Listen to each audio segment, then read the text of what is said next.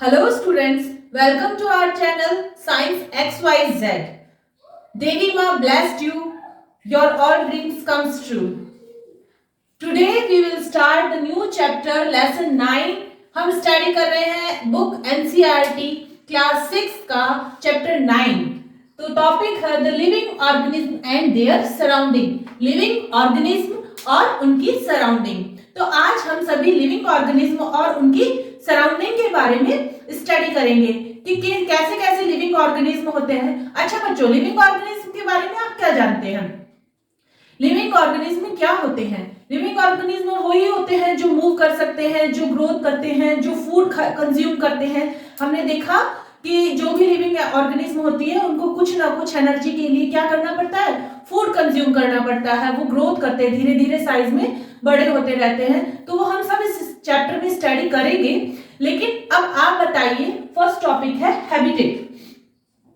तो first topic हम study कर रहे हैं हैबिटेट. तो आप बताइए ये हैबिटेट क्या होता है? हैबिटेट, क्या आपने कभी किसी फिश को अपने बेड पे सुलाया अपने साथ? क्या ऐसा पॉसिबल है बच्चों? बिल्कुल नहीं, ऐसा बिल्कुल पॉसिबल नहीं है. क्या आप किसी बेयर को या किसी लायन को अपने घर में लाके रख सकते हैं? क्या वो सरवाइव कर पाएगा आपके घर में आपके साथ? बिल्कुल नहीं, ऐसा हो ही नहीं सकता.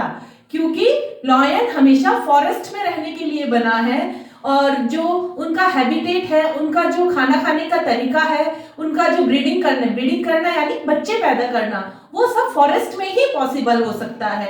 क्या आपको अगर लायन के साथ उसकी डेन में रहने का मौका मिले तो क्या आप रहना चाहेंगे? क्या आप किसी बेयर की डेन में रह सकते हैं? बेयर की जो गुफा होती है उसकी गुफा में कभी रह सकते हैं? क्या आपको बंदर की तरह हमेशा किसी पेड़ पे रहना है? तो ऐसा पॉसिबल नहीं है क्योंकि वो हमारा हैबिटेट नहीं है. तो हैबिटेट क्या होता है? अच्छा, आपने देखा होगा एक स्पाइडर क्या होती है? दीवार पे अपना एक वेब क्रिएट करती है, वेब बनाती है. क्योंकि वो उसका हैबिटेट है, वो वहां कंफर्टेबल फील करती है. वो वहां पे उसको इजीली उसके वेब में खाना मिल रहा है, वो अच्छे से ब्रीड कर पा रही है, वो अपने बच्चे पैदा कर पा रही है. तो वो उसका हैबिटेट है. एक बर्ड कहाँ कंफर्टेबल रह सकता है? क्या एक बर्ड के लिए हम एक केज बना दें, क्या वो उसमें कंफर्टेबल रहेगा? बिल्कुल नहीं. बर्ड का हैबिटेट होता है पेड़ों पे रहना, फॉरेस्ट में रहना, इधर उधर उड़ना. तो वो वहीं कंफर्टेबल रहेगी. तो जो ऑर्गेनिज्म जहां कंफर्टेबली फीड करता है, खाना खाता है, रहता है या ब्रीडिंग करता है, तो वो उसका हैबिटेट कहलाता है. तो बच्चों, हमारा हैबिटेट क्या है? हम जहां रहते हैं, अपने घर में रहते हैं, हमारे आसपास का सराउंडिंग जो है वो हमारा हैबिटेट है. एक लिजार्ड का हैबिटेट होता है कि उसको दीवार पे ही सरवाइव करना है. उसको क्योंकि क्या खाना होता है? ट्यूबलाइट के पास से मॉस्किटोज खाने होते हैं, तो वो उसका हैबिटेट है. तो आइए देखते हैं हैबिटेट की डेफिनेशन हम क्या लिख रहे हैं. The surrounding where an organism live, where it can find food, shelter, favorable condition for breeding is known as habitat. ऐसा सराउंडिंग जहां पे कोई भी ऑर्गेनिज्म रहता हो, where it can be find food, उसको इजीली वहां पे खाना मिल जाए, उसको शेल्टर मिल जाए, शेल्टर यानी घर रहने के लिए, तो उसको वहां पे शेल्टर मिल जाए, फेवरेबल कंडीशन हो जहां वो ब्रीड कर सके. ब्रीड यानी अपने जैसे अपनी प्रजाति को बढ़ाना या अपने जैसे बच्चे पैदा करना, तो वो अच्छे से ब्रीडिंग कर पाए. ऐसा हैबिटेट, उस कंडीशंस को या उस सराउंडिंग को, उस ऑर्गेनिज्म का हैबिटेट कहते हैं. तो हैबिटेट को हम फर्दर 2 टाइप में डिवाइड करते हैं, टेरेस्ट्रियल हैबिटेट और एक्वेटिक हैबिटेट. टेरेस्ट्रियल हैबिटेट में वो ऑर्गेनिज्म आते हैं जो लैंड पे रहते हैं. लैंड पे जैसे हम रहते हैं, बहुत सारे एनिमल्स हम देखते हैं, तो लैंड पे जो भी एनिमल रहते हैं वो सब के सब किस में आते हैं? टेरेस्ट्रियल हैबिटेट में आते हैं. एक्वेटिक हैबिटेट, जो एनिमल्स या जो ऑर्गेनिज्म वाटर में सरवाइव करते हैं, तो वो वाटर के ऑर्गेनिज्म कहलाते हैं. उनका हैबिटेट जो होता है एक्वेटिक हैबिटेट कहलाता है. उसी तरह से टेरेस्ट्रियल हैबिटेट भी फर्दर 5 टाइप्स के हो सकते हैं. कुछ एनिमल्स जो होते हैं वो कहाँ रहते हैं? फॉरेस्ट में रहते हैं. उसके अकॉर्डिंग उनका हैबिटेट फॉरेस्ट हो गया. कुछ एनिमल्स कहाँ रहते हैं? ग्रासलैंड में रहते हैं, तो उसके अकॉर्डिंग उनका हैबिटेट ग्रासलैंड हो गया. कुछ एनिमल्स जो होते हैं डेजर्ट में सरवाइव करते हैं. डेजर्ट में क्या होता है? डेजर्ट डेजर्ट का मतलब हॉट प्लेस नहीं होता। बहुत सारे स्टूडेंट इसका मीनिंग लगा लेते हैं, डेजर्ट जो होता है बहुत ज्यादा हॉट प्लेस होते हैं। ऐसा नहीं है, डेजर्ट कोल्ड भी हो सकते हैं, जैसे लद्दाख। लद्दाख क्या है? कोल्ड डेजर्ट है। एक्चुअल में डेजर्ट वो होता है जहां पे बहुत तेज हवाएं चलती है, बहुत तेज हवाएं चलती है, और वहां पे जो प्लांट्स होते हैं वो कम होते हैं, क्योंकि वहां वाटर जो है कम होता है। सबसे ज्यादा डेजर्ट में वाटर की प्रॉब्लम्स होती हैं और वो ऑलमोस्ट ड्राई एरियाज होते हैं। तो डेजर्ट हो गया। माउंटेन्स में जो एनिमल्स रहते हैं उनका हैबिटेट माउंटेन हो गया। जो पोलर रीजन क्या होते हैं? नॉर्थ पोल और साउथ पोल। जो पोलर रीजन्स पे एनिमल सरवाइव करते हैं उनका हैबिटेट पोलर रीजन का हैबिटेट हो गया। हैबिटेट होता है एक्वेटिक हैबिटेट। इसमें हमारी अर्थ पे 70% जो होता है वो वाटर ही प्रेजेंट होता है। इसमें होता है first marine habitat. Marine habitat में वो एनिमल्स आते हैं जो सॉल्टी वाटर में या सी या ओशियंस में रहते हैं। और फ्रेश वाटर हैबिटेट में वो एनिमल्स आते हैं जो पॉन्ड, रिवर्स इनमें रहते हैं, यानी जो फ्रेश वाटर या मीठे पानी में रहते हैं। मराइन वाटर से मतलब है सॉल्टी वाटर से, जो सॉल्टी वाटर में रहते हैं वो एनिमल्स आते हैं मराइन हैबिटेट में। तो हमारी अर्थ को हम ब्लू प्लैनेट भी कहते हैं। ब्लू प्लैनेट कहते हैं क्योंकि हमारी अर्थ पे 70% जो पार्ट है वो सिर्फ और सिर्फ वाटर है। तो एक्वेटिक हैबिटेट बहुत इंपॉर्टेंट हो जाता है। उसके अलावा 30% जो पार्ट होता है हमारा लैंड का होता है एडेप्टेशन। एडेप्टेशन क्या होता है? एडेप्टेशन के लिए हम समझने के लिए हम देखते हैं, जब कोई ऑर्गेनिज्म किसी हैबिटेट में रहता है, किसी भी हैबिटेट में, तो वो उसके लिए उस हैबिटेट में रहने के लिए उसके अंदर कुछ चेंजेस आ जाते हैं। जैसे जैसे जैसे हम देखते हैं लिजार्ड जो होती है दीवार पे इजीली चल पाती है ना, हम नहीं चल पाते हैं। ऐसा उसकी बॉडी में ऐसे क्या चेंजेस आए कि वो दीवार पे चल जाती है और वो गिरती नहीं है ना। बर्ड्स की बॉडी में ऐसे क्या चेंजेस आए कि वो इजीली इतना कंफर्टेबली बिना एफर्टलेस उड़ सकते हैं, बिना एफर्ट के, और हम नहीं उड़ सकते हैं। तो ऐसा क्या होता है कि फिश जो है पानी में इजीली स्विम कर सकती है, वो इजीली पानी के अंदर रेस्पिरेशन भी कर सकती है, लेकिन हम ऐसा इजीली नहीं कर सकते हैं। तो बॉडी में आने वाले ये चेंजेस अपने सराउंडिंग के अकॉर्डिंग, जो हमारी सराउंडिंग है, जो हमारा हैबिटेट है, उसके अकॉर्डिंग जो हमारी बॉडी में चेंजेस आ रहे हैं उसको कहते हैं एडेप्टेशन। तो पढ़ रहे हैं the ability of living organism to adjust themself to the surrounding is called adaptation. किसी भी ऑर्गेनिज्म की वो एबिलिटी जिसके कारण वो अपने आप को अपनी सराउंडिंग में एडजस्ट कर सके, वो उसका एडेप्टेशन कहलाता है।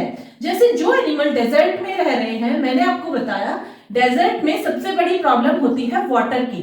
डेजर्ट मोस्ट ऑफ ड्राई होते हैं, तो वहां के एनिमल और प्लांट्स इस तरह से एडेप्टेड होते हैं कि उनको कम पानी की जरूरत हो। ठीक है, तो एडेप्टेशन, इसको नेक्स्ट डेफिनेशन हम देख रहे हैं, इस तरह से भी कह सकते हैं, adaptation are the change in structure and behaviour in an organism that will allow to organism to survive in that habitat. Adaptation उसकी किसी भी ऑर्गेनिज्म की स्ट्रक्चर या बॉडी में आने वाले उन चेंजेस को दर्शाता है जिसके कारण वो अपने हैबिटेट में इजीली जो है सरवाइव कर पाए। ऐसा कब पॉसिबल है? अगर आपको कह दिया जाए कि आपको पोलर रीजन में रहना, आपको नॉर्थ पोल जाके और वहां रहना है, तो क्या आपके लिए ये पॉसिबल है बच्चों? मे बी हम थोड़े दिन सरवाइव कर पाएंगे, लेकिन हमें कंफर्टेबल वहां नहीं रह सकते, हमें वहां कंफर्ट फील नहीं होगा, है ना। इसीलिए वहां जो रहने वाले एनिमल्स हैं उनको वहां रहने में कोई प्रॉब्लम नहीं होती, क्योंकि वो वहां के अकॉर्डिंग एडेप्टेड हो गए हैं। तो अपने हैबिटेट के अकॉर्डिंग जो चेंजेस बॉडी में आ जाते हैं उनको कहते हैं एडेप्टेशन। तो आइए देखते हैं हम किस किस टाइप से, जैसे हमने पढ़ा एक टेरेस्ट्रियल हैबिटेट होता है, एक एक्वेटिक हैबिटेट होता है, तो हम दोनों ही हैबिटेट से एक एक एनिमल का एग्जांपल लेके देखेंगे कि उनमें क्या क्या एडेप्टेशन आ चुकी है। तो टेरेस्ट्रियल हैबिटेट का हम एग्जांपल देख रहे हैं कैमल का। कैमल हम जानते हैं कि डेजर्ट में रहता है और डेजर्ट में सबसे ज्यादा शॉर्टेज होती है पानी की। तो पानी की शॉर्टेज को कवर करने के लिए उसकी बॉडी में ऐसे क्या एडेप्टेशन हो गए हैं जिसके कारण वो इजीली डेजर्ट में सरवाइव कर पाता है। तो वो हम इसमें देखने वाले हैं। कैमल को कहते हैं sheep of the desert. Sheep of the desert क्यों कहते हैं? The body structure of camel help to survive in the desert condition। जो कैमल की बॉडी स्ट्रक्चर होती है वो ऐसी होती है कि उनको डेजर्ट कंडीशन में इजीली सर्वाइव करवा पाती है। तो कैमल का कलर सबसे पहले हम देखते हैं तो वो ऐसे कलर का होता है जैसे सैंड के कलर जैसा। तो वो उसके अंदर इजीली क्या हो जाता है, कंबाइन हो जाता है, ये अपने आप को इजीली हाइड कर पाता है। आपको पता है सैंड ड्यून्स जो होते हैं सैंडी इलाकों में, ये डेजर्ट एरियाज में सैंड ड्यून्स होते हैं। जब भी बहुत तेज हवाएं चलती है वो sand dunes one place to another place transfers होते रहते हैं। तो camel have a long legs which help to keep their away from the heat of the sand. जब डेजर्ट एरियाज में बहुत ज्यादा गर्मी पड़ती है तो आपको पता है सैंड बहुत जल्दी गर्म हो जाती है और वो इतनी गर्म हो जाती है कि नॉर्मली हम उसमें नहीं चल पाते हैं। तो कैमल के लेग्स जो होते हैं इतने लंबे होते हैं कि वो उसकी बॉडी को उस गर्म सैंड से दूर रखते हैं। They excrete small amount of urine. Their dung is dry. They do not sweat. तो कैमल्स जो होते हैं इस तरह से अपनी बॉडी से वाटर लूज होने से बचाते हैं। तो वो बहुत कम मात्रा में यूरिन पास करते हैं। उनका जो डग होता है वो भी बहुत ड्राई होता है। उसका ड्राई होने का कारण क्या है कि उसके अंदर से जो भी एक्सेस पानी होता है वो बॉडी द्वारा एब्जॉर्ब कर लिया जाता है, इसलिए उसका जो गोबर होता है वो बहुत ज्यादा ड्राई होता है। दे डू नॉट स्वेट, वो कभी स्वेट नहीं करते हैं। बहुत ही रेयर कंडीशन होती है जब कैमल स्वेटिंग करता है। इस तरह से कैमल अपनी बॉडी से वाटर लॉस होने से बचा पाते हैं। They can live many day without water. Camel जो होता है बहुत दिन तक बिना पानी पिए रह सकता है। ऐसा इसलिए पॉसिबल होता है कि कैमल की जो बॉडी होती है उसके अंदर पानी को स्टोर कर लिया जाता है। कैमल जो होता है एक बार में ही 30 गैलन तक पानी पी सकता है और वो काफी दिनों तक फिर उसी पानी से अपने आप को हाइड्रेट रखता है। White feet and thick leathery pad help them to walk and hot keep away from shrinking। आपको पता है डेजर्ट एरिया में सैंड ड्यून्स होते हैं। सैंड ड्यून्स में चलना इतना आसान नहीं होता है। जब हम सैंड ड्यून्स में हम चलते हैं तो हमारे पैर उस सैंड के अंदर श्रिंक होते हैं और इतना इजी नहीं चल पाते हैं जितना कि कैमल पर चल पाता है।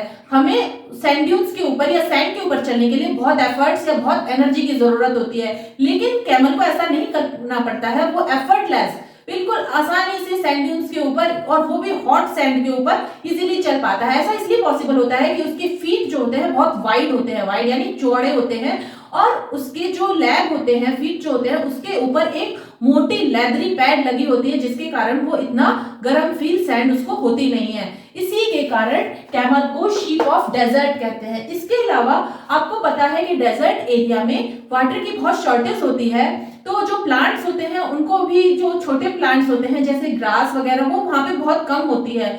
वहां पे मोस्ट ऑफ प्लांट्स जो होते हैं हाइट पे होते हैं, हाइट लिए हुए होते हैं, और थॉर्नी प्लांट्स होते हैं, बहुत ज्यादा कांटेदार झाड़ियां और बहुत थॉर्नी होते हैं। इसके कारण कैमल के अंदर जो कैमल के लिप्स होते हैं वो अडेप्ट हो चुके हैं और वो थोड़े से बड़े हो गए हैं और थोड़े से हार्ड हो गए हैं, जिसके कारण कैमल उन थॉर्नी प्लांट्स को भी इजीली कंज्यूम कर पाता है। अदर एनिमल ऐसा नहीं कर सकते हैं। कैमल के पास 3 आईलिड्स होती है। जब sand one place to another place transfer हो रही होती है, सैंड ड्यून्स जो होते हैं बहुत तेज हवाओं के कारण उड़ रहे होते हैं, तो उनकी आईज को मिट्टी से बचाने के लिए, सैंड से बचाने के लिए उनके पास 3 आईलिड्स होती है। उनके पास 2 आईलैसेस होती है। 2 आईलैसेस के कारण वो भी इतनी हैवी आईलैसेस होती है, बहुत बड़ी और ब्रॉड होती है कि उनको मिट्टी से बचा सके।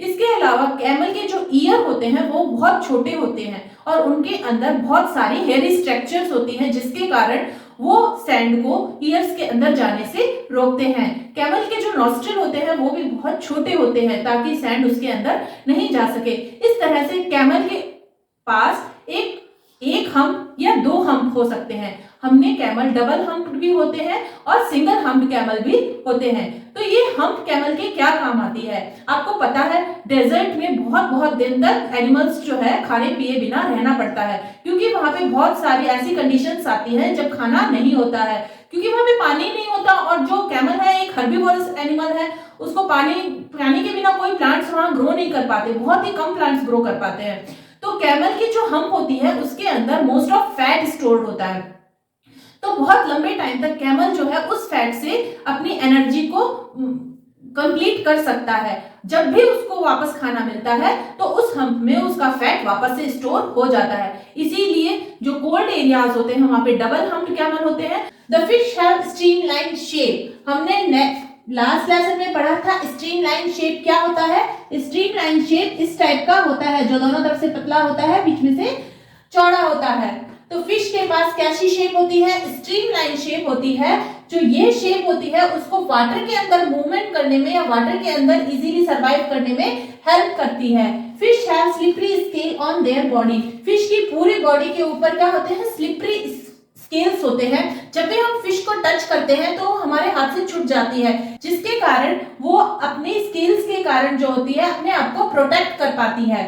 And also help in easy movement through the water. साथ ही साथ ये जो स्लिपरी स्केल्स होते हैं वाटर में इसकी मूवमेंट में हेल्प भी करते हैं। Fish have flat fin and tail that help them to change the direction and keep their body balance in water. हमने पिछले लेसन में भी पढ़ा था कि फिश की जो टेल होती है वो इस टाइप से मूवमेंट करती है, एक बार इस साइड एक बार इस साइड, जिसके कारण वो फॉरवर्ड मूवमेंट कर पाती है। फर्स्ट ऑफ ऑल उसकी बॉडी स्ट्रीमलाइन होती है, इसके कारण वो इजीली मूवमेंट कर पाती है। उसके बाद जो फिश की टेल होती है वो ऐसे ऐसे अपने दोनों तरफ पानी हटाती रहती है, वो पानी उसको आगे की तरफ बढ़ने में हेल्प करता है।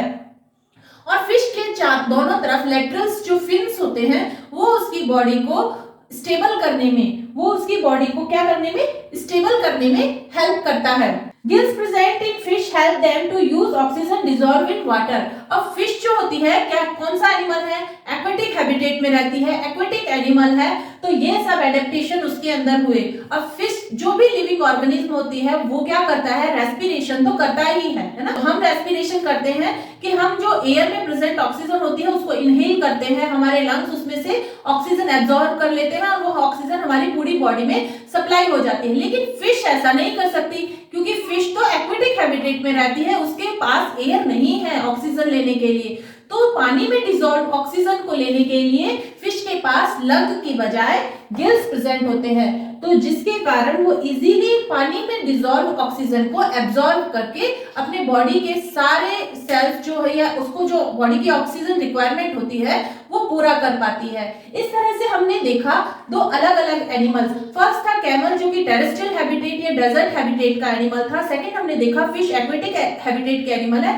दोनों ही बहुत ही ज्यादा डिफरेंट है, उनकी बॉडी स्ट्रक्चर उनके हैबिटेट के अकॉर्डिंग चेंज हो चुकी है। इसी को कहते हैं एडेप्टेशन, कि जहां जिस हैबिटेट में हम लोग रह रहे हैं उसके अकॉर्डिंग हमारी बॉडी में कुछ स्पेशल फीचर्स का आ जाना, उसको कहते हैं adaptation.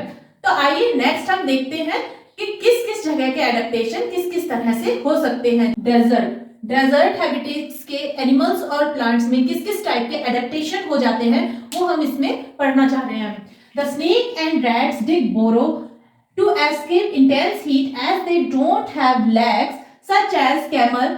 These animal come out during the night when it's cooler. तो आपको जैसा कि पता ही है हॉट एरियाज, डेजर्ट के जो हॉट एरियाज होते हैं वो इंटेंस हीट होती है, इंटेंस गर्मी पड़ती है। तो उस कारण से जो छोटे एनिमल्स होते हैं जैसे स्नेक, रैट्स और भी बहुत सारे एनिमल्स होते हैं डेजर्ट में, जो क्या करते हैं जमीन के अंदर बहुत गहरी सुरंग बना लेते हैं, बोरो द हॉल, एक हॉल बना लेते हैं खुद के और उसके अंदर रहते हैं ताकि वो उस सूरज की इंटेंस जो हीट है उससे बच पाए। क्योंकि इन एनिमल्स, छोटे एनिमल्स के पास कैमल जैसे लॉन्ग लेग्स नहीं है, तो इनको बचने के लिए, हीट से बचने के लिए ये जमीन में एक होल बना लेते हैं या अपना बिल बना लेते हैं, उसमें रहते हैं। और जब भी इनको खाने की या फूड की रिक्वायरमेंट होती है तो ये मोस्ट ऑफ दिन की या डे की हीट में ना निकल के, गर्मी में ना निकल के ये रात को बाहर आते हैं और अपने फूड को जो है सर्च करते हैं।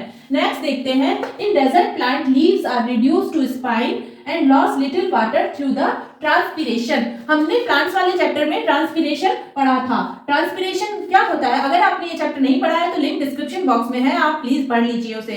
तो ट्रांसपिरेशन मैं यहाँ के लिए बता देती हूँ। ट्रांसपिरेशन वो होता है कि जो लीव्स होती हैं उसके ऊपर छोटे छोटे होल्स होते हैं, टाइनी होल्स प्रेजेंट होते हैं लीव्स के ऊपर। इन होल से लीव्स के अंदर से एटमॉस्फेयर के अंदर, लीव्स के अंदर से एटमॉस्फेयर के अंदर कुछ थोड़ा बहुत वाटर लॉस एनी टाइम होता रहता है। तो इसी को कहते हैं, इस वाटर लॉस को, लीव से जो वाटर लॉस होता है उसी को कहते हैं ट्रांसपिरेशन। तो डेजर्ट में सबसे बड़ी प्रॉब्लम ही पानी की होती है, क्योंकि वहाँ पानी की बहुत शॉर्टेज होती है। तो प्लांट्स में ये एडेप्टेशन हो चुका है, जो प्लांट्स की लीफ है वो स्पाइन्स में कन्वर्ट हो गई है। इसीलिए डेजर्ट के मोस्ट ऑफ प्लांट क्या होते हैं, स्पाइन वाले होते हैं, यानी कांटेदार होते हैं या थॉर्नी होते हैं। तो लीफ जब कांटों में ट्रांसफर हो गई है या चेंज हो गई है, तो उसके अंदर क्या होगा, होल्स भी प्रेजेंट नहीं होंगे, जो टाइनी होल्स लीफ पे प्रेजेंट होते हैं। इसके कारण लीफ का सरफेस एरिया भी कम हो जाता है। कुछ प्लांट्स में लीफ बहुत ही छोटी छोटी होती है, ताकि उसका सरफेस एरिया कम हो जाए और ट्रांसपीरेशन कम हो। तो नेक्स्ट हम देख रहे हैं, stem of desert plant have a waxy coating on them. जो डेजर्ट प्लांट के स्टेम्स होते हैं, जैसे आपने देखा हम एलोवेरा की बात करते हैं, एलोवेरा पे उसके स्टेम के ऊपर क्या हो जाती है, एक वैक्सी कोटिंग पाई जाती है, जिसके कारण वाटर लॉस कम होता है। Most of photosynthesis carry out by stem. हम एलोवेरा का प्लांट देखते हैं, कैक्टस का देखते हैं, तो मोस्ट ऑफ फोटोसिंथेसिस का जो प्रोसेस होता है स्टेम के थ्रू ही किया जाता है, क्योंकि जो क्लोरोफिल पिगमेंट है वो स्टेम में ही प्रेजेंट होता है। और कैक्टस, और अगर हम एलोवेरा की बात करें तो हम कैक्टस को में एलोवेरा में, जैसा कि आप डायग्राम में देख रहे हैं कि जो कैक्टस की जो लीफ होती है वो किस में कन्वर्ट हो गई है, स्पाइन्स में कन्वर्ट हो गई है, कांटों में कन्वर्ट हो गई है। उसी तरह से आप देख रहे हैं एलोवेरा की जो लीव्स है वो भी स्पाइन में कन्वर्ट हो गई है। जो साइड में एलोवेरा के स्पाइन्स दिखाई दे रहे हैं, कांटे दिखाई दे रहे हैं, वो उसकी लीफ है। Their roots go deep into the soil so they absorb water.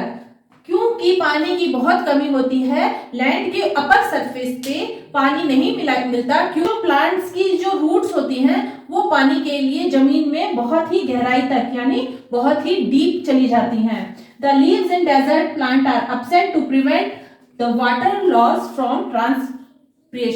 जो ट्रांसपीरेशन सबसे ज्यादा पानी का जो हाश होता है या पानी की जो कमी होती है पौधों में, सबसे ज्यादा ट्रांसपीरेशन से होती है, क्योंकि पत्तियों से पानी लगातार एनवायरनमेंट में, एटमॉस्फेयर में जाता रहता है। तो डेजर्ट जो प्लांट्स होते हैं उनके अंदर ट्रांसपीरेशन को रोकने के लिए मोस्ट ऑफ प्लांट में या तो पत्तियां एब्सेंट होती है या पत्तियां स्पाइन में कन्वर्ट हो गई है, और जो फोटोसिंथेसिस का काम है वो स्टेम करता है।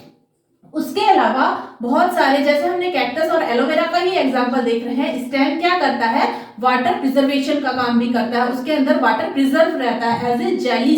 आप देखते हैं एलोवेरा में जो जेली होती है या कैक्टस के अंदर जो जेली होती है, उसी के रूप में वाटर प्रिजर्व रहता है, ताकि कितनी ही जो है सिचुएशन खराब हो जाए तो वो उस कंडीशन में भी सरवाइव कर पाते हैं। इस तरह डेजर्ट प्लांट्स में और डेजर्ट एनिमल्स में बहुत सारी एडेप्टेशन पाई जाती है। ग्रासलैंड, तो ग्रासलैंड में lion the light brown colour of the help it to hide and dry grassland. जो ग्रासलैंड की ड्राई ग्रास होती है ये, उसका कलर बिल्कुल लॉयन जैसा होता है, तो इजीली लॉयन अपने आप को उस घास में हाइड करके या घात लगा के बैठ सकता है।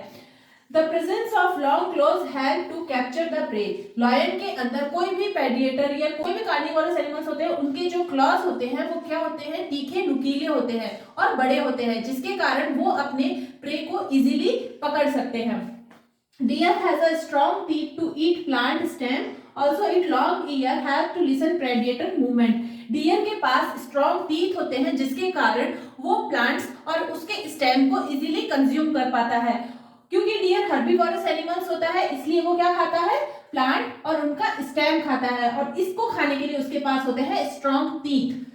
The long ear had to listen the predator movement. कोई भी शिकारी या उसकी मूवमेंट को डिटेक्ट करने के लिए डियर के पास बहुत ही ज्यादा सेंसिटिव ईयर होते हैं, जो कि बहुत लॉन्ग होते हैं, जिसके कारण कोई भी प्रेडेटर जब उन पे हमला करना होता है के आसपास, तो वो उसको डिटेक्ट कर लेते हैं। They have eyes on its side of head. Deer की जो आईज होती है वो साइड में होती है।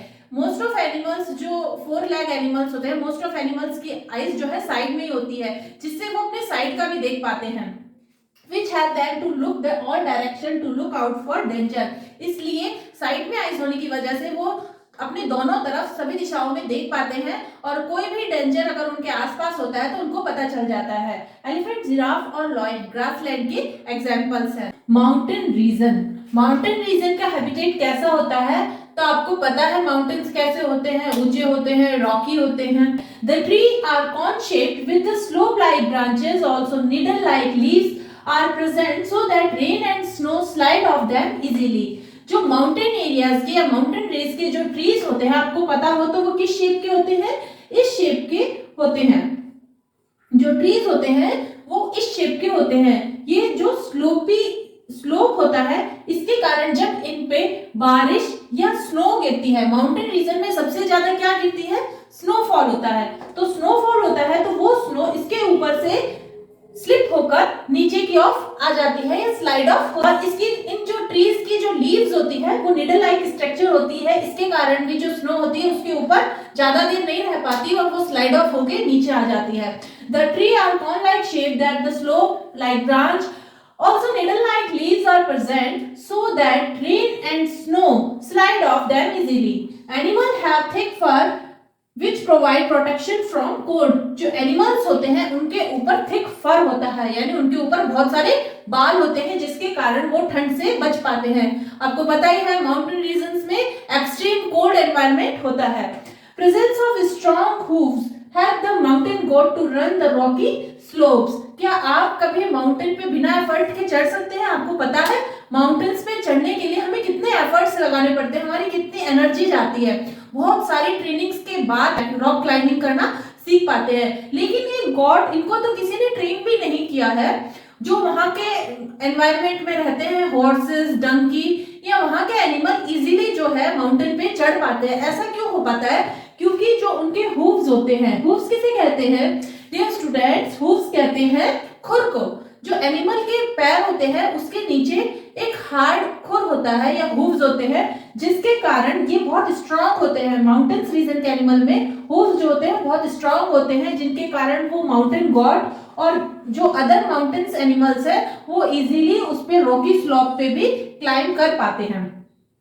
इसके अलावा माउंटेन हैबिटेट में pines tree, mountain goat, yaks और शीप एक्सेट्रा पाई जाती है। Yak have a long hair keep them warm, क्योंकि माउंटेन एरिया में बहुत ज्यादा कूल एरिया होता है या एक्सट्रीम कूल होता है तो वहां पे जो एनिमल्स होते हैं, हमने पहले ही पढ़ा, वहां पे थिक फर होता है। तो उसी का एक एग्जांपल है याक। याक के ऊपर बहुत लंबे बाल होते हैं जिसके कारण वो अपने आप को थोड़ा सा वार्म रख पाता है। फॉरेस्ट का हैबिटेट कैसा होता है? The habitat receive a lot of rain and hence the rich of in animal lives. तो ऐसा हैबिटेट जहाँ पे बहुत सारी रेनफॉल होता है और वहाँ का जो एनिमल लाइफ होता है, यानी वहाँ पे बहुत सारे एनिमल्स होते हैं। मैमल्स, एम्फीबियंस और रेप्टाइल्स, ये सब रेन फॉरेस्ट में होते हैं। मैमल्स कौन से होते हैं? मैमल्स हायर क्लास एनिमल्स होते हैं, जैसे कि हम, ठीक है। मैमल्स वो होते हैं जो बच्चों को बर्थ देते हैं, ना कि एग देते हैं। जैसे हैन देती है एग, लेकिन हैग मैमल्स नहीं है इसीलिए, क्योंकि और एनिमल्स जैसे काऊ, जो काऊ होती है बेबी को बर्थ देती है, तो वो होते हैं मैमल्स, ठीक है। जो बेबीज को बर्थ देते हैं उनको अपना दूध पिलाते हैं या अपनी मिल्क फीडिंग करवाते हैं। एम्फीबियंस, एम्फीबियंस क्या होते हैं बच्चों? जैसे फ्रॉग, फ्रॉग क्या है? एम्फीबियंस। एम्फीबियंस का मतलब होते हैं ऐसे एनिमल जो पानी में और लैंड पे, यानी एक्वेटिक हैबिटेट भी होते हैं उनके अंदर और लैंड हैबिटेट भी या टेरेस्ट्रियल हैबिटेट भी होते हैं। तो ऐसे एनिमल्स को कहते हैं एम्फीबियंस। जैसे फ्रॉग होता है वो पानी में भी इजीली रह सकता है, वो स्विम कर सकता है और अंदर पानी के अंदर इजीली रह सकता है, सर्वाइव कर सकता है, लेकिन वो लैंड पे भी सर्वाइव कर सकता है। रेप्टाइल्स, रेप्टाइल्स वो होते हैं जो क्रॉल करके चलते हैं जमीन पे, जिनके अंदर पैर जो होते हैं ये लेग्स अनडेवलप्ड होते हैं। जैसे स्नेक, स्नेक क्या होता है? रेप्टाइल्स। लिजार्ड्स, बहुत सारी लिजार्ड्स जो होती है वो रेप्टाइल्स के अंदर आती है। तो ये सब एनिमल्स जो होते हैं रेन फॉरेस्ट हैबिटेट में रहते हैं। पोलर हैबिटेट, नेक्स्ट हम पढ़ रहे हैं polar habitat. These habitat are very cold and windy, ये हैबिटेट बहुत ज्यादा ठंडे और हवा वाले होते हैं। The animals are most carnivores and have thick fur to survive cold. यहाँ के जो एनिमल्स होते हैं मोस्ट ऑफ क्या होते हैं? कार्निवोरस होते हैं, क्योंकि वहां पे इतनी ठंड होती है कि पानी बहुत कम होता है और पानी जो होता है ऑलमोस्ट पूरा पानी बर्फ की फॉर्म में या स्नो की फॉर्म में होता है। इसलिए वहां पे जो ट्रीज होते हैं या प्लांट्स होते हैं वो बहुत कम होते हैं, इसलिए उनको सरवाइव करने के लिए एनिमल्स जो होते हैं मोस्ट ऑफ क्या होते हैं? कार्निवोरस होते हैं। इनके ऊपर थिक फर प्रेजेंट होता है ताकि वो एक्सट्रीम कोल्ड सिचुएशन में इजीली सरवाइव कर पाते हैं। सम ब्लेंड इन आइस, कुछ एनिमल जो होते हैं पोलर रीजन के, वो ऐसे कलर के होते हैं कि वो आइस के अंदर, मतलब पोलर रीजन में ऑलमोस्ट चारों तरफ कैसा कलर फैला हुआ है, व्हाइट कलर फैला हुआ है, क्योंकि स्नो का व्हाइट कलर होता है और वहां एनी टाइम क्या होती है, स्नोफॉल होता रहता है। तो एनिमल्स जो होते हैं आइस में ब्लेंड हो जाते हैं, इसका मतलब यह है कि एनिमल्स भी व्हाइट कलर के ही होते हैं। Aquatic habitat as like name, जैसे कि नेम से पता चल रहा है, एक्वा मतलब वाटर, जो वाटर का हैबिटेट होता है, यानी जो ऑर्गेनिज्म पानी में रहते हैं उनका हैबिटेट क्या होता है, एक्वेटिक हैबिटेट होता है। एक्वेटिक हैबिटेट को फर्दर हमने 2 टाइप्स में डिवाइड किया था। फर्स्ट था मराइन हैबिटेट, सेकंड था फ्रेश वाटर हैबिटेट। तो मराइन हैबिटेट में आते हैं ओशियंस आते हैं, एस्टुरीज आती हैं। एस्टुरीज क्या होती है, एस्टुरीज वो है जहां पे रिवर्स सी के अंदर मिलती है, मतलब वहां पे थोड़ा सा कम पानी जो होता है सॉल्टी होता है, लेकिन वो भी मराइन हैबिटेट में ही काउंट होता है। एस्टुरीज वो जगह होती है जहां पे रिवर्स सी के साथ मिलती है, मीट होती है। तो ओशंस में देखते हैं most of organism have streamline body and gills. तो मोस्ट ऑफ ऑर्गेनिज्म में क्या होता है, वो ऑर्गेनिज्म, मोस्ट ऑफ ऑर्गेनिज्म वैसे तो फिशेस ही होती है, तो मोस्ट ऑफ ऑर्गेनिज्म में स्ट्रीमलाइन बॉडीज होती है और गिल प्रेजेंट होते हैं। Octopus do not have streamlined body so that they stay deep in ocean. Octopus के पास आपको पता है streamlined body नहीं होती, आपको पिक्चर में भी octopus दिख रहा है जैसे कि streamlined body तो इसके पास नहीं है, लेकिन जब ये तैरता है, ये जब भी ये मूव करता है तो इसका जो शेप होता है, इसका हेड आगे की तरफ रहता है, इसके जो पीछे के लेग्स होते हैं 8 लेग्स वो पीछे की तरफ रहते हैं, तो ये ऐसा शेप बना लेता है एज लाइक ए स्ट्रीमलाइन, है ना। तो जब वो मूविंग करता है तो वो अपना शेप स्ट्रीमलाइन कर लेता है। उसके पास स्ट्रीमलाइन बॉडी नहीं होती है, इसलिए वो कहाँ रहता है, नीचे ओशियन के बिल्कुल डीप में, मतलब इन डार्क में रहता है। जब ओशियन बिल्कुल डीप जो होता है, ओशियन का जो गहराई होती है उसके अंदर सनलाइट नहीं पहुंच पाती, इस कारण वहां क्या होती है, डार्कनेस होती है, वहीं ऑक्टोपस रहते हैं। Well have blow holes, well के पास 2 ब्लो होल्स होते हैं, उनके पास गिल्स नहीं होते हैं, तो वो जब उनको रेस्पिरेशन करना होता है तो वो पानी की सरफेस के ऊपर आती है, पानी के सरफेस के ऊपर आके रेस्पिरेशन करती है और वो बहुत देर तक बिना रेस्पिरेट किए रह सकती है पानी के अंदर, और जब भी उसको रेस्पिरेशन करना होता है वो तुरंत पानी की सरफेस के ऊपर आके रेस्पिरेशन करती है। तो वेल्स के पास ब्लो होल्स होते हैं instead of gills. These enable them breathe easily when they swim near the surface of water. जब वो पानी की सरफेस पे स्विम कर रही होती है तो इजीली वहां से ब्रीथ कर सकती है।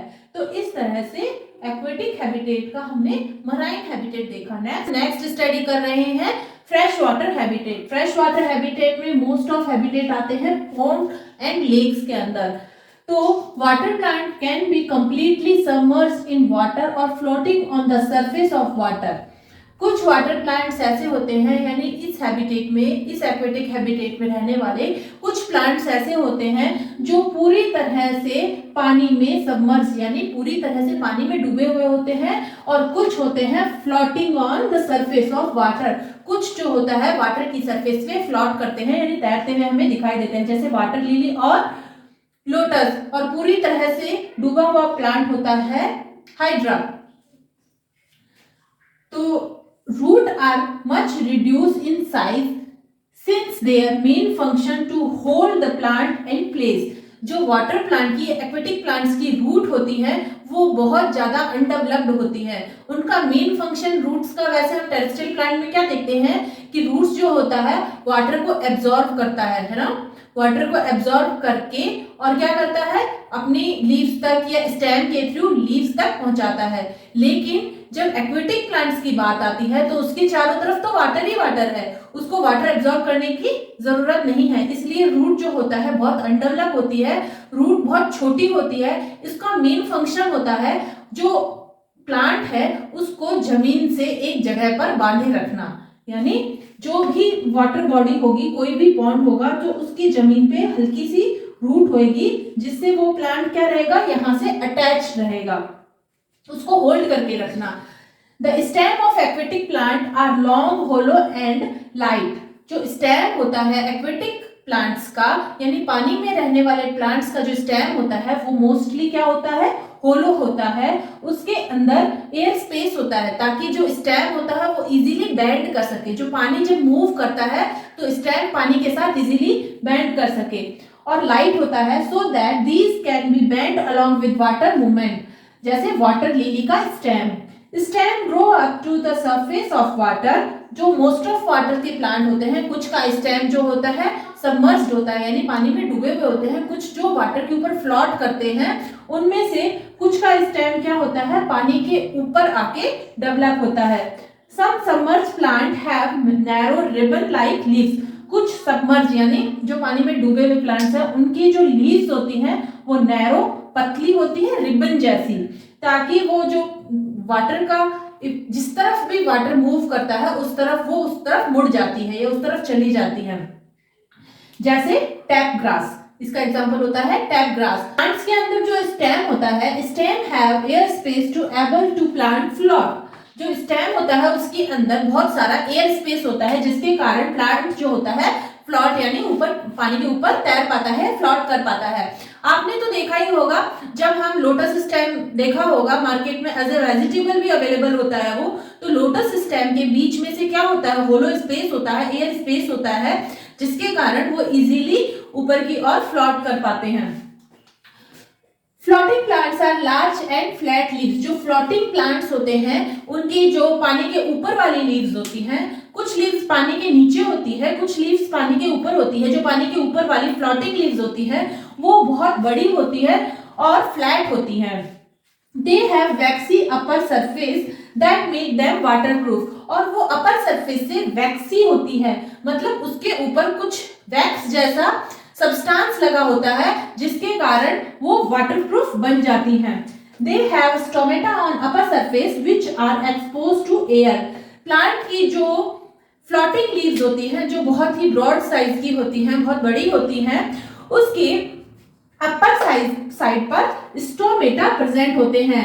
हमने पढ़ा था प्लांट्स की जो लीव्स होती है उसके ऊपर टाइनी होल्स प्रेजेंट होते हैं, जो कि ट्रांसक्रिप्शन में हेल्प करते हैं। तो उन्हीं टाइनी होल को क्या कहते हैं, स्टोमेटा कहते हैं। The upper surface of they are expose in air. Leaves के अपर सरफेस पे स्टोमेटा प्रेजेंट होते हैं, जो कि एयर में एक्सपोज होते हैं। Frog are adopted to live both land and water. Frog के अंदर एडेप्टेशन आ चुकी है कि वो लैंड और वाटर दोनों में इजीली सर्वाइव कर सकता है, इसलिए फ्रॉग्स को कहते हैं एम्फीबियंस।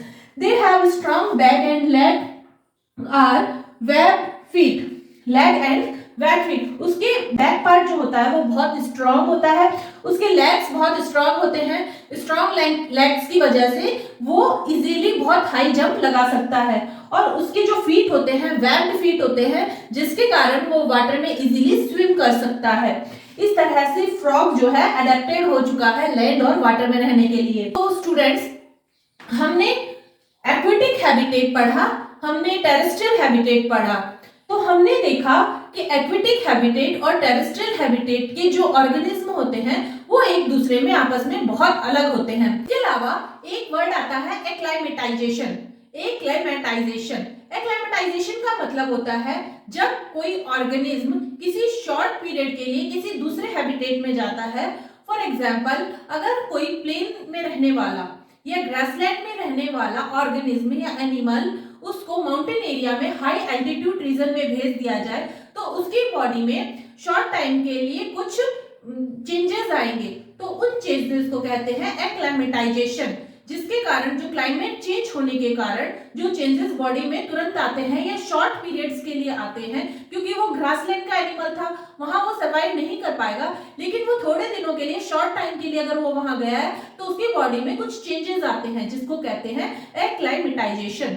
चैप्टर था the living organism and their surrounding. तो हम सराउंडिंग्स के बारे में पढ़ चुके हैं, यानी हैबिट एंड एडेप्टेशंस के बारे में, हैबिटेट एंड एडेप्टेशन के बारे में हम पढ़ चुके हैं। तो हमारा टॉपिक बचता है लिविंग ऑर्गेनिज्म, लास्ट टॉपिक है और बहुत ही इंटरेस्टिंग भी है और बहुत ही इजी भी है। तो हम इसी के साथ नॉन लिविंग थिंग्स को भी कंपेयर करते हुए चलेंगे। तो they require food to grow and carry out the life process. जो लिविंग ऑर्गेनिज्म होते हैं उनको फूड की रिक्वायरमेंट होती है ग्रो करने के लिए, और अपनी लाइफ के काम को आराम से करने के लिए एनर्जी की जरूरत होती है। फूड से क्या मिलता है बच्चों? फूड से हमें मिलती है एनर्जी। इसीलिए लिविंग ऑर्गेनिज्म को फूड की जरूरत होती है। क्या आपने कभी अपनी टेबल, कुर्सी, अपनी बेड, अपने पिलोज को खाना खाते हुए देखा है? वो खाना नहीं खाते क्योंकि वो नॉन लिविंग ऑर्गेनिज्म है। तो जो भी लिविंग ऑर्गेनिज्म होता है उसे फूड की रिक्वायरमेंट होती ही है। जैसे प्लांट्स अपना फूड फोटोसिंथेसिस से बनाते हैं by using water, minerals and CO2 in presence of sunlight. They grow in size. जो भी लिविंग ऑर्गेनिज्म होता है वो अपने साइज में ग्रो करता है। बच्चों, पहले जब आप छोटे थे, क्या जब आप फर्स्ट क्लास में थे वो ड्रेसेस या वो शूज जो आप पहनते थे वो आपको फिट हो सकता है? बिल्कुल नहीं। ऐसा इसलिए होता है क्योंकि आप लिविंग ऑर्गेनिज्म है और लिविंग ऑर्गेनिज्म हमेशा ग्रो करते हैं। लेकिन वही जो टेबल आपके पास थी जब आप फर्स्ट क्लास में थे, वो टेबल का साइज उस समय भी उतना ही था, और आज आप जब 6th क्लास का पढ़ रहे हैं तो उस टेबल का साइज उतना ही है, क्योंकि वो नॉन लिविंग ऑर्गेनिज्म है। तो नॉन लिविंग ऑर्गेनिज्म जो होते हैं अपने साइज में ग्रो नहीं करते हैं। वहीं जब लिविंग ऑर्गेनिज्म की बात आती है तो वो अपने साइज में ग्रो करते हैं। जैसे हैन पहले एग देती है, एग में से छोटा सा चिकन बाहर आता है, फिर वो ग्रो करता है, वो आगे जाके हैन बनता है या कॉक बनता है। उसी तरह से प्लांट्स पहले क्या होते हैं? सीड होता है। सीड जब जमीन में जाता है फिर वो उसके अंदर से रूट्स और स्टेम्स, लीव्स सब बनते हैं, छोटा सा प्लांट बनता है, फिर प्लांट से बुश बनता है, फिर वो ट्री बन जाता है। तो दैट मीन्स कि लिविंग ऑर्गेनिज्म जो होते हैं साइज में ग्रो करते हैं। All living organism breathe and rest free. तो सभी लिविंग ऑर्गेनिज्म को जीने के लिए, ये एनर्जी के लिए क्या करना पड़ता है? रेस्पायर यानी सांस लेना पड़ता है, ब्रीथ करना पड़ता है। तो प्लांट्स कैसे ब्रीथ करते हैं? प्लांट्स के ऊपर हमने पढ़ा था जो लीफ होती है, लीफ की सरफेस पे क्या प्रेजेंट होता है? टाइनी पोर्स प्रेजेंट होते हैं जिसको हम कहते हैं स्टोमेटा। तो स्टोमेटा के थ्रू जो इन्वायरमेंट में ऑक्सीजन होती है वो प्लांट एब्जॉर्ब करते हैं, ठीक है, और उससे वो जो अपना उनको सेल प्रोसेस होता है या रेस्पिरेशन प्रोसेस होता है वो कंप्लीट करके CO2 इन्वायरमेंट में छोड़ देते हैं। पर प्लांट में फोटोसिंथेसिस, जब वो फूड बनाने का काम करते हैं तो CO2 जो यूज लेके और ऑक्सीजन प्रोड्यूस करते हैं। तो वो ऑक्सीजन जो वो फोटोसिंथेसिस में प्रोड्यूस करते हैं तो रेस्पिरेशन में जो ऑक्सीजन वो कंज्यूम करते हैं उससे बहुत ज्यादा होती है।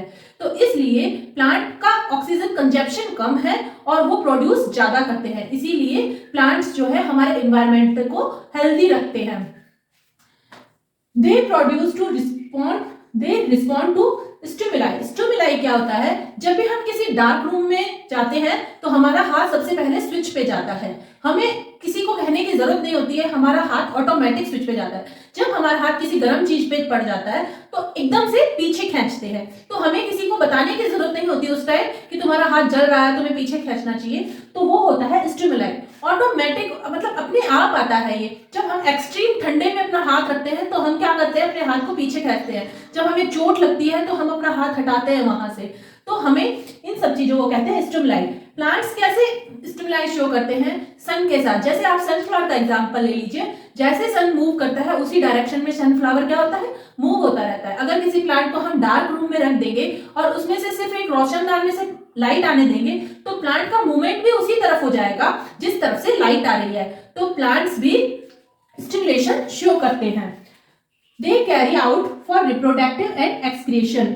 तो लिविंग थिंग्स जो होती है वो रिप्रोडक्शन और एक्सक्रीशन करती है। रिप्रोडक्शन क्या होता है?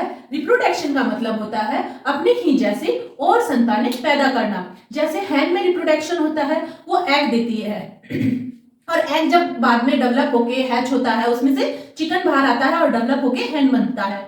उसी तरह से और अदर एनिमल होते हैं, जैसे काऊ होती है, वो बेबीज को प्रोड्यूस करती है और वो बड़ा होके एक नेक्स्ट काऊ या ऑक्स बनता है। तो रिप्रोडक्शन सिर्फ लिविंग ऑर्गेनिज्म में पाया जाता है। प्लांट्स में भी रिप्रोडक्शन पाया जाता है। प्लांट्स में अलग अलग टाइप से रिप्रोडक्शन पाया जाता है। अगर प्लांट्स में हम वेजिटेटिव रिप्रोडक्शन देखें तो उसकी किसी ब्रांच को हम वापस से ग्रो करके उसके जैसा प्लांट बना सकते हैं। और अगर हम दूसरा रिप्रोडक्शन का टाइप देखें तो प्लांट का जो सीड होता है उसको ग्रो करके हम प्लांट्स बना सकते हैं। तो प्लांट्स भी रिप्रोडक्शन शो करते हैं। एक्सक्रीशन क्या होता है? जब हम खाना खाते हैं उसके अंदर से जो भी हमारे मिनरल्स, विटामिन्स और वाटर, जो भी जरूरी सब्सटेंस होते हैं, डाइजेशन के बाद हमारा बॉडी उसे एब्जॉर्ब कर लेता है। फिर बचा हुआ जो वेस्ट प्रोडक्ट होता है वो बाहर निकाल दिया जाता है, इसे कहते हैं एक्सक्रिएशन। तो हर जो लिविंग ऑर्गेनिज्म होता है एक्सक्रिएशन और रिप्रोडक्शन शो करता है। Movement show in living organism, living organism में मूवमेंट शो की जाती है। क्या आपकी टेबल, चेयर या कोई भी नॉन लिविंग थिंग अपनी जगह से अपने आप हिल के चली जाती है? जी नहीं, ऐसा नहीं होता ना। लेकिन जो मूवमेंट शो सिर्फ लिविंग ऑर्गेनिज्म कर सकते हैं। प्लांट में भी मूवमेंट होता है, जैसे वो सन की तरफ अपना सन के साथ साथ मूव कर रहा है, वो एक जगह से दूसरी जगह पे one place to another place move नहीं कर सकता है, लेकिन वो लाइट के साथ साथ उसमें मूवमेंट शो होती है। उसी तरह से लिविंग ऑर्गेनिज्म ही मूवमेंट शो कर सकते हैं, non living organism movement show नहीं कर सकते हैं। इस तरह से आप इसमें अंतर भी कर सकते हैं, डिफरेंशिएशन भी निकाल सकते हैं लिविंग और नॉन लिविंग थिंग्स में। और लिविंग ऑर्गेनिज्म हमेशा फूड लेती है और ग्रो करती है, फूड कंज्यूम करती है, ग्रो करती है, carry out the life process, they grow in size, size में बढ़ती रहती है। Living organism breathe and respire, living organism क्या करते हैं? ब्रीथिंग करते हैं और रेस्पायर करते हैं। दे रिस्पॉन्ड टू स्टिमुलाई, उनको चाहे आप टेबल कुर्सी में कितना ही गर्म पतीला या वेसल्स कोई भी चीज रख दीजिए, उसको कोई फर्क नहीं पड़ेगा। वहीं अगर आपके हाथ में कुछ गर्म चीज गिरती है तो आपको बहुत फर्क पड़ता है। They carry out reproduction and excretion, जो लिविंग ऑर्गेनिज्म होते हैं रिप्रोडक्शन और एक्सक्रिएशन कर सकते हैं। Movement show on living organism, living organism में मूवमेंट शो होता है। ये सब कैरेक्टरिस्टिक सिर्फ लिविंग ऑर्गेनिज्म ही शो कर सकते हैं, नॉन लिविंग ऑर्गेनिज्म शो नहीं कर सकते हैं। तो इस तरह से हमारा ये चैप्टर कंप्लीट होता है। तो स्टूडेंट, अगर आपको वीडियो पसंद आई हो और आपको चैप्टर की कोई क्वेरी हो तो आप कमेंट्स करके पूछ सकते हैं, और प्लीज लाइक, शेयर और सब्सक्राइब कर दीजिए।